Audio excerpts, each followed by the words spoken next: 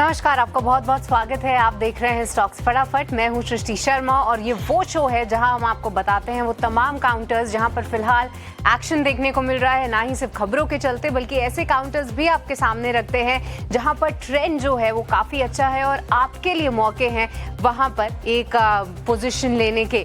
तो हमारे एक्सपर्ट जल्द ही हमारे साथ जुड़ेंगे और उनसे समझेंगे कि कौन से हैं वो काउंटर्स जो हैं जहां पर आपको लगाना है दाव। पर आगे बढ़े उससे पहले आपके सामने रख देते हैं इस वक्त की बड़ी बातें।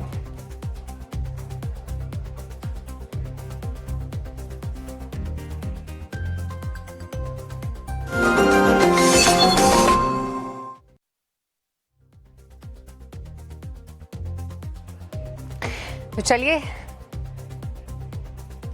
जी हाँ, तो देखिए कई सारे काउंटर्स में जो है आज ज़बरदस्त एक्शन देखने को मिल रहा है और आज मार्केट में जो है काफ़ी उत्साह है। खास तौर से आप देखिए कुछ एक डिफेंस काउंटर्स में, शिप बिल्डिंग काउंटर्स में वहाँ पर अच्छा एक्शन है और ऐसे में ये देखना काफ़ी इंटरेस्टिंग है कि कई सारे काउंटर्स टेलीकॉम स्पेस से ले लीजिए, मेटल पैक से ले लीजिए, इनमें बहुत अच्छा एक्शन है।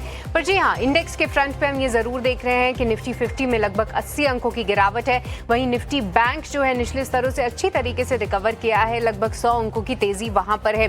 पर अभी आज जो ब्रेथ ऑफ द मार्केट है, अगर आप एडवांस और डिक्लाइन के नंबर्स देखेंगे तो वहां पर गिरने वाले शेयर्स की जो संख्या है वो थोड़ी सी ज्यादा जरूर दिख रही है। तो कहीं ना कहीं अभी भी मार्केट में बहुत ज्यादा जो है आप देख रहे हैं कि बुल्स चार्ज नहीं ले रहे हैं। कुछ एक पॉकेट्स ही हैं जहां पर आप आज अच्छा एक्शन देख रहे हैं। बात करते हैं सबसे पहले मेटल काउंटर्स की और खास तौर से कॉपर से रिलेटेड काउंटर्स की, क्योंकि हमने आपको बताया ही था कि किस तरीके से जो है ओवरनाइट कॉपर प्राइसेस में लगभग 3-4% की तेजी हुई थी और वजह ये थी कि एक बड़ी प्रोडक्शन माइन के चलते जो है वहां पर उन्होंने अपने प्रोडक्शन टारगेट्स कम किए हैं और ऐसे में जब सप्लाई कम होती है तो कहीं ना कहीं प्राइसेस को जो है एक बूस्ट मिलता है और इसी के चलते आप देखिए हिंदुस्तान कॉपर ले लीजिए, वेदांता ले लीजिए, जिनकी माइंस भी हैं, ये ट्रेड भी करते हैं, ये काउंटर्स में बेहद उत्साह है। साथ ही साथ कुछ और काउंटर्स जैसे कि JSW steel, Hindalco, Tata steel, इन सब में काफी अच्छा जोश आप देख रहे हैं। क्या नहीं अच्छा कर रहा है वो है Tata Motors, Trent, Asian paints, ये कुछ काउंटर्स जरूर हैं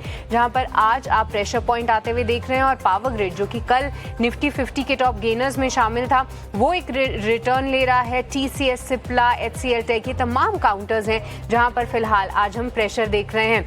तो जी हाँ, मार्केट में एक्शन भरपूर है। पर चलिए इस मार्केट में आपको क्या करना है, कहां पर आप देख सकते हैं मौके, ये समझेंगे और एक एक करके फटाफट अंदाज में आपके सामने वो तमाम काउंटर्स रखेंगे जहां पर खबरों के लिहाज से एक्शन देख रहे हैं।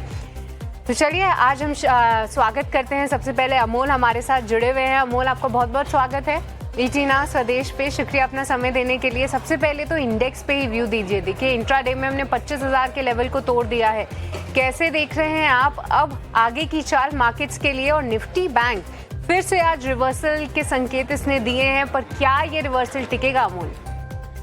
जी नमस्ते एंड गुड आफ्टरनून।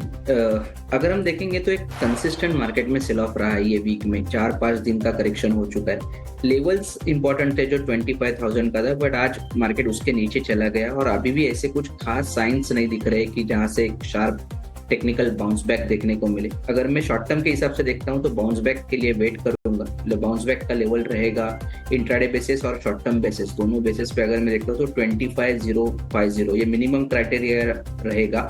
अगर उसके ऊपर मार्केट सस्टेन होता है तो एक फ्रेश टेक्निकल अपट्रेंड रैली या एक टेक्निकल बाउंस बैक आने के चांसेस इंडेक्स पे दिख के आ रहे। और अगर मार्केट में बाउंस बैक आता है तो पहला फोकस जो रहेगा वो बैंक निफ्टी के ऊपर ही रहेगा। आपने बिल्कुल सही कहा कि बैंक निफ्टी इतना करेक्ट नहीं हो रहा है, आज भी इनफैक्ट पॉजिटिव टेरिटरी में ट्रेड होता हुआ देखने को मिल रहा है। बट जो मिसिंग फैक्टर है वो है कि अपना मोमेंटम जो पॉजिटिव है वो कहीं ना कहीं कंटिन्यू नहीं करता हुआ देखने को मिल रहा है। तो लेवल्स के हिसाब से अगर मैं देखता हूँ तो आज का अगर डे लो सस्टेन होता है 55,000 के आसपास है तो बैंक निफ्टी में एक शार्प टेक्निकल बाउंस बैक आने के चांसेस काफी ब्राइट निकल के आ रहे हैं। बट वेट रहेगा जब मार्केट का ओवरऑल सेंटीमेंट चेंज होगा पॉजिटिव साइड पे, तभी बैंक निफ्टी में एक प्रॉमिसिंग अपट्रेंड रैली आने के चांसेस फिलहाल तो दिख के आ रहे हैं। ऑलराइट, तो ये नज़रिया फिलहाल निफ्टी और निफ्टी बैंक पे। पर चलिए अब आगे बढ़ते हैं और इस शो की शुरुआत करते हैं। ढेर सारे ऐसे काउंटर्स हैं जहां पर हम आपको बताएंगे कि खबरों के लिहाज से कहां पर आप एक्शन देख रहे हैं। पर उससे पहले अमोल, क्यों ना आपसे ही समझें कि आपके रेडार पे कौन से स्टॉक्स हैं और आज के लिए कहां पर है आपकी कॉल्स हमारे व्यूअर्स के लिए। बाइंग साइड का व्यू रखा है, इंडेक्स स्टॉक्स के साथ जाना ही पसंद करूंगा क्योंकि ओवरऑल एडवांस डिक्लाइन भी काफी खराब है, मार्केट सेंटीमेंट भी खराब है। अच्छे प्रॉमिसिंग लेवल पे जो स्टॉक्स अवेलेबल है वही पे फोकस कर रहा हूँ। उसमें से पहला जो आएगा एचडीएफसी बैंक के पोजिशनल पॉइंट ऑफ व्यू से देख रहा हूँ 955 के आसपास है, 990 के टारगेट निकल के आ रहे पोजिशनल पॉइंट ऑफ व्यू से, और स्टॉप लॉस उसका रहेगा 939 का। एक करेक्शन खत्म किया है स्टॉक ने, डबल बॉटम फॉर्मेशन है, अगर रिवर्सल होता है तो एक फ्रेश अप ट्रेंड रैली आने के चांसेस काफी ब्राइट लग रहे हैं। दूसरा भारती के साथ जाना चाहूंगा 1945, ये भी पोजिशनली देख रहा हूँ, पोजिशनली टारगेट निकल के आ रहे 2025 के, और स्टॉप लॉस उसका रहेगा 1915 का। एक तो करेक्शन में इतना कंट्रीब्यूट किया नहीं, दूसरा हायर बॉटम फॉर्मेशन डेली और इंट्राडे चार्ट्स पे देखने को मिला है। 1915 इंपॉर्टेंट लेवल रहेगा, उसके ऊपर ये अब ट्रेंड जो बना हुआ है टेक्सचर वो कंटिन्यू रहने के चांसेस दिख के आ रहे हैं।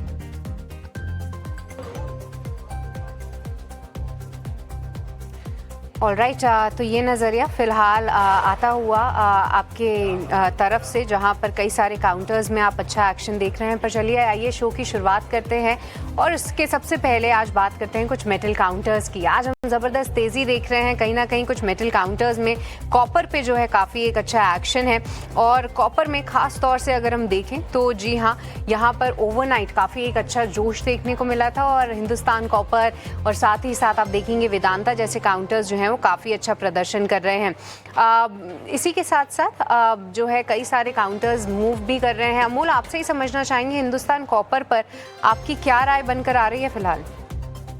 काफी प्रॉमिसिंग अपट्रेंड रैली हुआ है, 40% ये मंथ में गेन हुआ है स्टॉक में, और अभी भी ऐसे कोई साइंस दिख के नहीं आ रहे कि जहाँ पे एक करेक्शन ट्रिगर होता हुआ देखने को मिले। मुझे लगता है टेम्पररी थोड़ा सा ओवरबॉट जरूर है क्योंकि रैली बहुत ज्यादा कर चुका है, बट ट्रेंड अभी भी पॉजिटिव है। तो ट्रेंड फॉलोइंग ट्रेडर्स के लिए मुझे किसी को ट्रेल स्टॉप लॉस करना है तो 310 एक इंपॉर्टेंट सपोर्ट जोन रहेगा। ऑन द हायर साइड कहीं ना कहीं ये जो कंटिन्यू रह रहा है ट्रेंड, वो कहीं ना कहीं 340 350 तक भी कंटिन्यू रहने के चांसेस है। बट अगर इनकेस ये 310 के नीचे तो थोड़ा सा शॉर्ट टर्म में प्रॉफिट बुकिंग हम और बढ़ता हुआ देखने को मिल सकता है। ऑलराइट, तो ये नज़रिया फ़िलहाल हिंदुस्तान कॉपर पर आता हुआ, इस पर ध्यान ज़रूर रखेंगे। पर चलिए आगे बढ़ते हैं और दूसरे काउंटर की चर्चा करते हैं, वो है ग्लेनमार्क फार्मा। क्योंकि वजह यह है कि ग्लेनमार्क फार्मा ने कैंसर की दवा के लिए एक चाइनीज़ कंपनीज के साथ करार किया है। यहाँ पर देखिए एक अपफ्रंट पेमेंट भी इन्वॉल्व है, और साथ ही आप देखेंगे तो एक लाइसेंसिंग डील होती हुई नजर आई है, और ग्लेनमार्क के पास ये राइट्स हैं कि ये जो पर्टिकुलर ड्रग है जो कि अभी भी कई सारे इसके ट्रायल्स हो रहे हैं, वहाँ पर ग्लेनमार्क जो है इंडिया और कुछ एक इमर्जिंग मार्केट्स में जो है इसके लिए राइट्स लेता है कि ये जो दवा है वो उनसे लेकर ये अन्य जगहों पर जो है वो बेच सकेगा। अगर सेल्स बहुत ज़्यादा बढ़ जाती है, एक नंबर से ज़्यादा सेल्स होती है, तो कुछ रॉयल्टी भी ग्लेनमार्क को चुकानी पड़ेगी। पर देखिए ग्लेनमार्क ये पूरे इनोवेटिव ड्रग पर जो है काफ़ी फोकस कर रहा है। हाल फिलहाल कई सारे खुद के भी इन्होंने ड्रग्स बनाए हैं और भी कुछ ऐसे करार किए हैं, और नोमुरा का मानना है कि जो ग्लेनमार्क अगले 3 से 4 साल में इनोवेटिव ड्रग से अपने जो पूरे पोर्टफोलियो में पैसे लेकर आएगा, सबसे बड़ा कंट्रीब्यूटर यानी वन ऑफ द सबसे बड़ा कंट्रीब्यूटर्स जो है सिर्फ ये ड्रग रह सकती है। आज भी अमूल स्टॉक में काफ़ी एक्साइटमेंट है, 1.6% की यहाँ पर तेज़ी है। आप कैसे देख रहे हैं ग्लेनमार्क फार्मा की ये चाल? पॉजिटिव है पोजिशनली।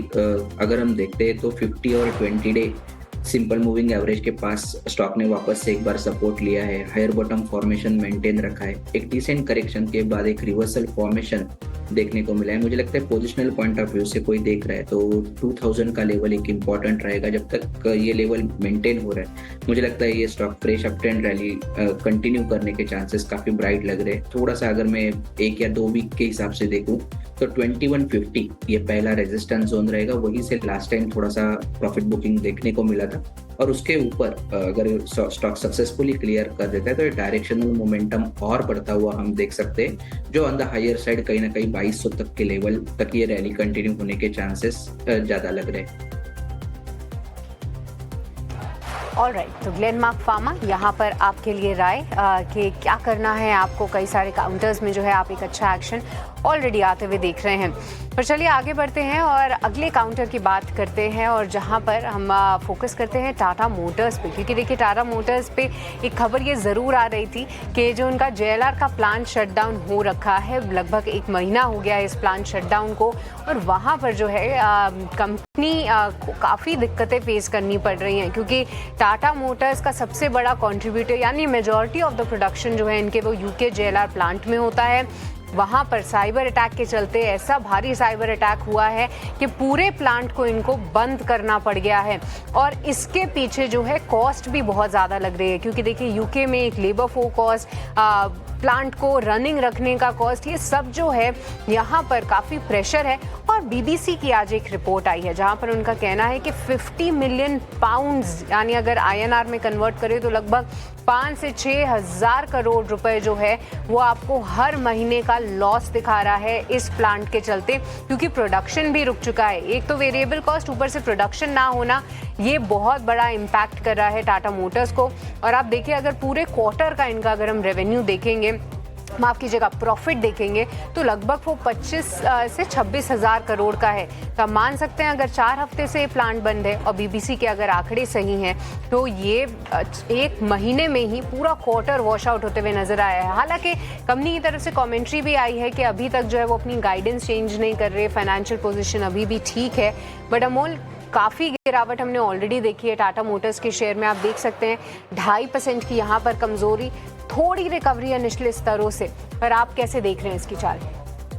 नहीं, शॉर्ट टर्म सेटअप वीक है, इसमें कोई दो राय है नहीं, और वही कंटिन्यू रहने के चांसेस काफ़ी ज़्यादा लग रहे हैं। बट ये जो सेटअप जो चेंज हुआ था वो मेरे ख्याल से या 2 या 3 दिन में हो गया था, उससे पहले थोड़ा सा प्रॉमिसिंग था, ये 700 की तरफ एक सपोर्ट ले रहा था। एक बात थी जहाँ पे हुंडई ने अच्छा परफॉर्म किया था, जहाँ पे मारुति ने अच्छा परफॉर्म किया था ये क्वार्टर में, वो रेस में भी ये कहीं ना कहीं पीछे रह गया था। अब ऐसा लग रहा था कि 700 का अगर सपोर्ट मेंटेन करते हैं तो एक अप ट्रेंड जो बना हुआ है शॉर्ट टर्म में वो कंटिन्यू रहेगा। बट जैसे वो 700 का सपोर्ट टूटा, उसके बाद सेलिंग प्रेशर 2 या 3 दिन में काफी बढ़ता हुआ देखने को मिला।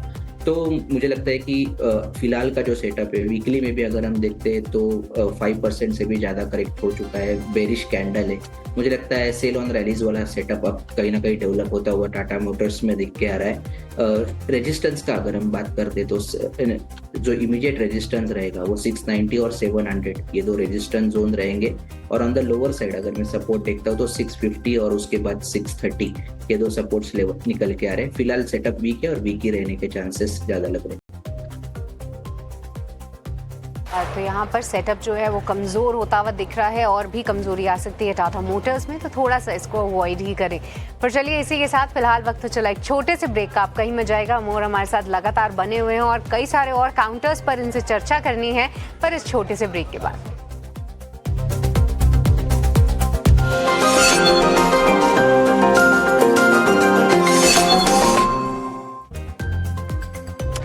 के बाद आपका स्वागत है स्टॉक्स फटाफट में। जी हाँ, हम कई सारे काउंटर्स हैं जहां पर बेहद बेहतरीन एक्शन देखने को मिल रहा है, और उन पर आपको क्या करना चाहिए ये समझने की कोशिश कर रहे हैं हम इस शो में हमारे एक्सपर्ट अमोल के साथ। तो इसी कड़ी में आगे बढ़ते हैं और आपके सामने लेकर आते हैं वो दूसरा काउंटर जहां पर आज ज़बरदस्त एक्शन है। IT company Newgen software tech, यहाँ पर आप देखेंगे अभी भी फिलहाल लगभग 3-3.5% की तेज़ी है, और इसके पीछे की वजह यह है कि company Newgen software UK arm ने जो है लगभग 4.2 मिलियन यूरोस की डील की है TCS बेल्जियम के साथ। ये देखिए दोनों ही जो पेरेंट कंपनी है वो इंडिया में लिस्टेड है, और इसके चलते इस करार के चलते जो है काफ़ी एक्साइटमेंट आप देख रहे हैं स्टॉक प्राइस में भी। आज सुबह से बात करें तो लगभग 5 से 6% से ज़्यादा की तेज़ी थी, पर अब मार्केट के मूड और माहौल को देखते हुए ये पूरी न्यूज़ थोड़ी सी डाइजेस्ट होती हुई दिख रही है, पर फिर भी 3% का उछाल ये काउंटर मेंटेन करता हुआ दिखा है। तो काफ़ी अच्छा एक्शन न्यूजेन सॉफ्टवेयर में, और अमूल्य ऐसे समय आ रहा है, आप देखिए 1800 का स्टॉक लगभग आधा हो चला है, और कितने टाइट रेंज में ये पिछले 2-3 महीने से ट्रेड कर रहा है।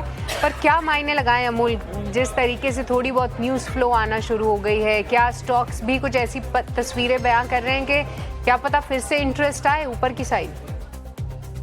आज तो 3.20% अप है, बट बड़ा सवाल ये है कि क्या ये मोमेंटम कंटिन्यू रहेगा। रीजन बिहाइंड दैट, जैसे कि आपने कहा कि काफी कंसोलिडेट हुआ है। अगर उससे पहले मैं देखता हूँ तो एक बड़ा करेक्शन है स्टॉक में, जहाँ पे 1350 से लेके 850 तक स्टॉक करेक्ट हो गया था।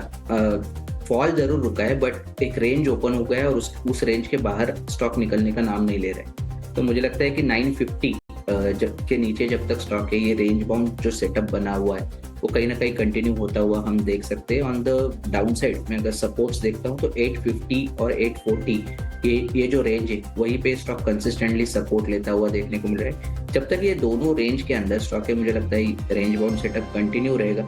अगर कोई मोमेंटम चेस करना चाहता है तो भी 950 के ब्रेकआउट के लिए वेट करना आइडियल स्ट्रैटेजी होगी। और 950 के ऊपर अगर ये स्टॉक निकलते तो कहीं ना कहीं 1000 और 1020 के लेवल्स ओपन अप होते हुए हम देख रहे हैं। फिलहाल आज का मोमेंटम जरूर पॉजिटिव है बट मैं थोड़ा वेट एंड वॉच का अप्रोच रखूंगा। वेट एंड वॉच का अप्रोच रखिए। न्यूजन सॉफ्टवेयर में स्टॉक एक्साइटेड है पर आप कहीं एक्साइटेड मत हो जाइए, थोड़ा सा इससे अभी बच के चले। पर चलिए अब आगे बढ़ते हैं और आपके लिए लेकर आएंगे ऑप्शन में कमाई की रणनीति और रुक करेंगे हमारे अगले सेगमेंट मुनाफे के ऑप्शन का।